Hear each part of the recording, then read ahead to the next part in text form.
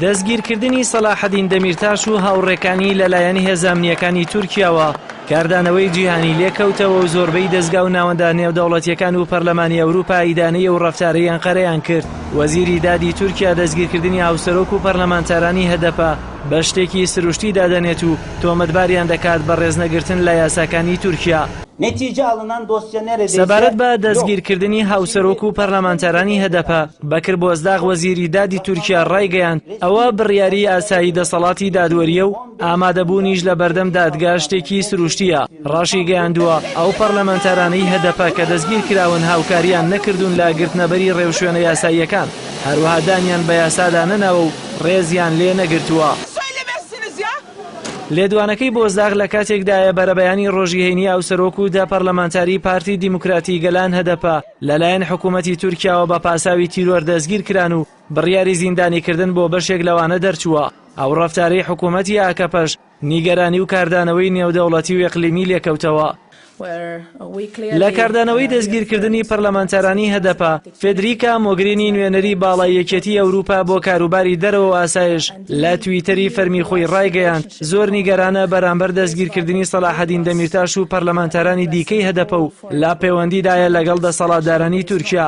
مۆگرینی داواشی لە باڵیۆزی یەکێتی ئەوروپا کرد کۆبوونەوەیەکی بەپەلە لە ئەنقەرە ئەنجام بدەن.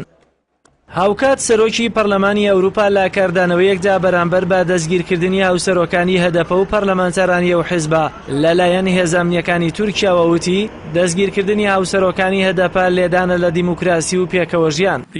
مارتین شۆڵتز سەرۆکی پەرلەمانی یەکێتی ئەوروپا لەبارەی دەستگیر هەردوو هاوسەرۆک و پەرلەمانتارانی دیکەی هەدەپە لەلایەن هێزە ئەمنیەکانی تورکیاوە ڕاگەیەندراوێکی بڵاو کردەوە و جەختی کردەوە هەدەپە توخمێکی بنچینەیی ژیانی دیموکراتیانەیە لە تورکیا.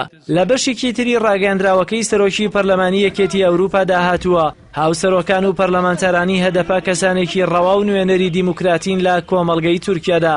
هەر لە چوارچێوەی کاردانەوە نێودەوڵەتیەکاندا سەبارەت بە دەستگیرکردنی هاوسەرۆکان و پەرلەمانتارانی هەدەپە وەزیری دەرەوەی ئەڵمانیا فرانک فالتەر شتاینمار لە بەرلینی پایتەخت باڵیۆزی تورکیای بانگێشت کرد سەبارەت بە پێشێلکاریەکانی دیموکراسی لە تورکیا نیگەرانیەکانی حکوومەتی ئەڵمانیای گەیاندە باڵیۆزەکەی تورکیا.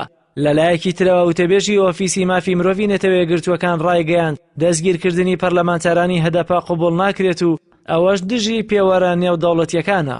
لە کۆبوونەوەی فراکسیۆنی هەدەپە لە پەرلەمانی تورکیا لە مانگی نیسانی ڕابردوو سەلاحەدین دەمیرتاش هاوسەرۆکی پارتی دیموکراتی گەلان هەدەپە ڕایگەیاند پەرلەمانتارانی هەدەپە تاوانیان ئەنجام نەداوە و هیچ پەرلەمانتارێکیان بەپێی خۆی ناڕوات بۆ ئەوەی ئیفادەی لێوەربگیرێت. وتیشی خۆیان دەزانن چۆن دەمان بن، ئەمە کارێکی هەروە ئاسان نابێت و دەبێت باجە سیاسیەکەشی بدەن.